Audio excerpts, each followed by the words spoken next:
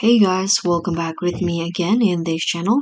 On today's tutorial, I'm going to show you how you can track processes in Windows 11 from Task Manager.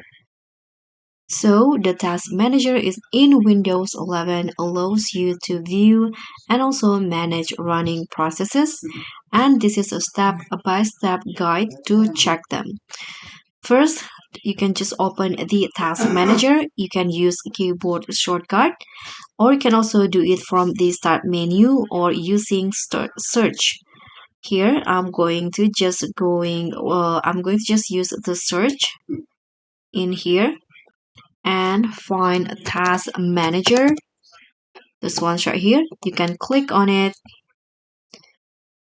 and next in here, this is the Task Manager. You can just navigate to the Processes tab. So once the Task Manager opens, just click on the Process tab at the top.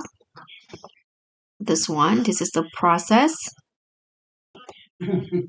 And in this tab, you'll see a list of all your currently running processes on your systems. Here, the tab is divided into the following columns: name of the apps, the CPU is the percentage of CPU resources each process is using, and memory is the amount of RAM each process is consuming. And there's also the disk activity for each process. And lastly, network. So network is the network bandwidth used by each process. And if you want to filter or sort processes, you can click any column on the header, such as CPU, memory, to sort processes by resource usage.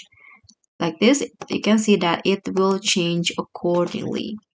You can also search for a process. You can just use the search bar at the top to locate a specific process quickly. Use this. And if you want to manage process such as ending a process, you can just select a process by clicking on it.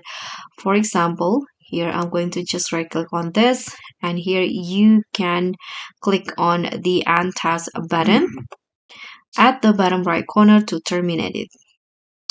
So that's pretty much all. Thank you so much for watching. Don't forget to like, comment, and subscribe. Also click on the thanks. Bye.